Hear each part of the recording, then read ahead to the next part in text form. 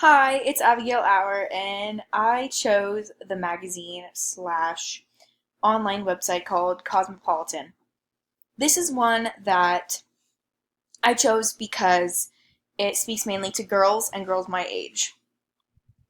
How they advertise is big, bold, bright colors, bold words. They use Snapchat, which is a huge thing because technology, obviously, we all know that technology is kind of taken over, and it's just so easy and accessible and fun.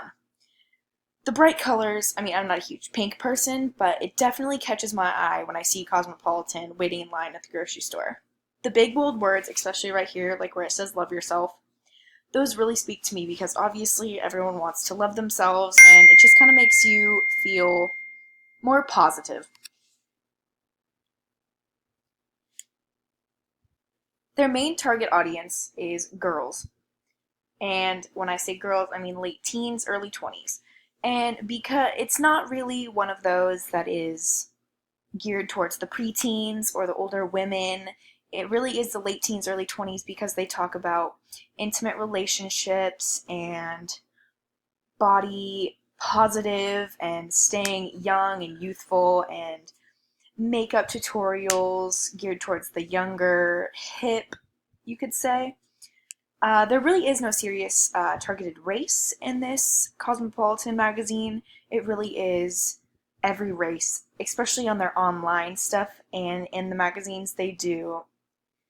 There's a plethora of girls, which is I think is awesome. It's one of my favorite things about it. I think they would say that they're one of the more positive magazines when they do their advertising, and I chose this right here where it says conserve energy, light up the room yourself. Because when you read that, I mean, I don't know about you, but me personally, it just makes me feel really good. And of course, I would love to walk in a room and have the room be lit up because of my positive attitude. So I think that is one of the really great things about Cosmopolitan that they're setting an example for pop culture and the mass media. They're trying to actually change it to become more positive. The message that Cosmopolitan sends is sometimes I get a little bit of a flip flop. They, like I said, they're one of the more positive, but a lot of the things I see is that everyone's pretty, they have unrealistic love expectations, and a lot of the people that post, and the writers I'm saying, are boy crazy, it seems. Like I chose the 22 gorgeous proposal photos that will make you believe in love. Really, I don't need a photo to help me to believe in love. I mean, it's just they kind of chose cheesy pictures, and it was that's how a lot of their articles are. So really, it just was kind of cheese.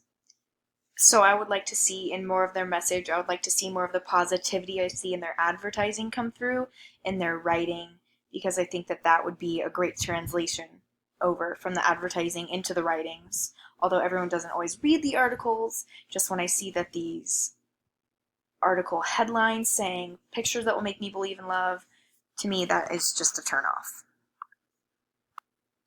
This magazine doesn't necessarily sell big things like a lot of the other ones, but they really do focus on the necklaces and the purses and the small little knickknacks, which is one of my favorites because I love little knickknacks.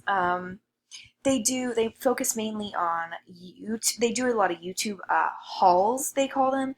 They have a bunch of YouTubers throughout the country that they will contact, and they'll have them go to Target and get these little they'll try and find the cheapest things that work the best. uh, and so those are kind of cool. They try and be positive. They really do. Like I said earlier, they're one of the more positive. They make you feel good about yourself for a while, though. And then sometimes I question whether or not it's something I should really be reading every day. It's just kind of something to pass the time. Like, they do these unnecessary videos. I chose this one. It was on Snapchat actually today, and it's just a hot guy barbecuing. I thought it was a little ridiculous because the whole video was really just this one guy barbecuing. It was close up on his abs. It was just a little awkward, and I found myself watching the whole video. I didn't know why. I wasn't attracted to the man, and it was honestly a waste of my time. So it made me kind of wonder why they stray away from when I talked about the walk into the room and light it up with your personality to the hot guy barbecuing. I don't get where they're, I think they're a little confused, but all in all, they're pretty positive. In the chapter, we talked about different cultures, so I thought that this would be a good example of what we talked about in the chapter and then a magazine, real life. So this is the perfect woman, according to men in Singapore. Ever wondered what guys consider perfect? And they asked 100 guys what they like in the hair, figure, and personality traits as they prefer in a woman. It's crazy to kind of see what they really do enjoy. I would never use this to, I would never use this to hurt me. It would just be kind of, I would never really look at it and think, wow, I would rather look like her than like Adele.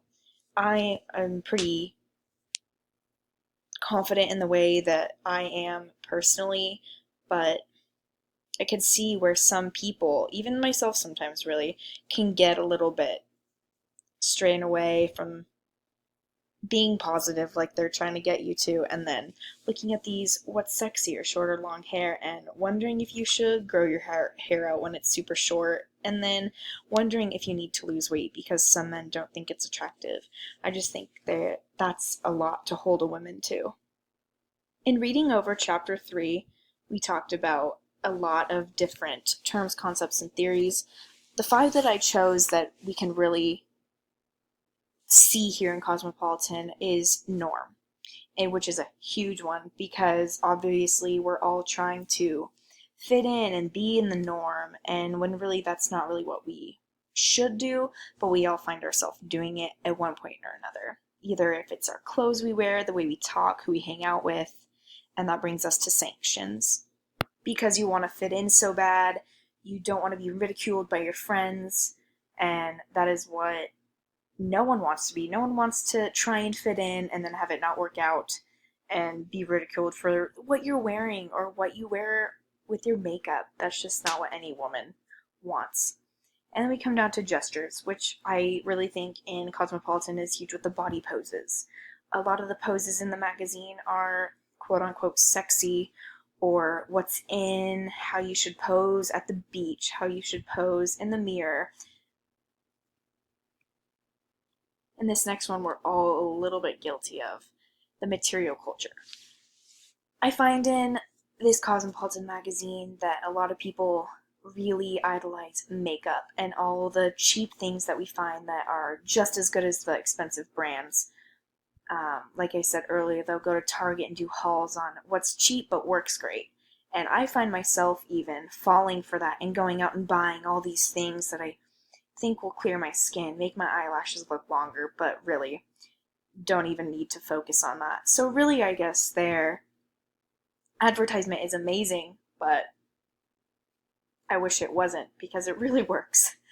And that brings me to the last one, technology. We all know technology is huge in today, and that's why I chose this Snapchat little picture, because the way they advertise on Snapchat is so quick and easy to look at just when you're in the grocery store line or bored and waiting to pick up your sister. It's just something easy to look at, and they have all these great little knickknacks you can get online, or how to style your hair for the next time you go out to a picnic. It's just so wide, and I wish that they would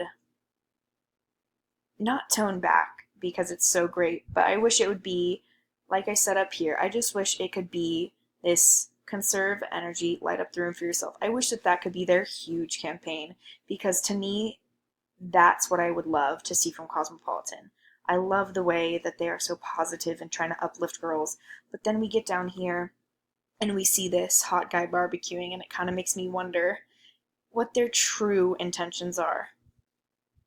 So, all in all, I would say that Cosmopolitan is really trying to be that positive barrier between the super nasty negative magazines, but not trying to be too positive, because then no one, I guess, would read it because they're the tabloids. So I applaud Cosmopolitan for being the more positive, and that's why I like it.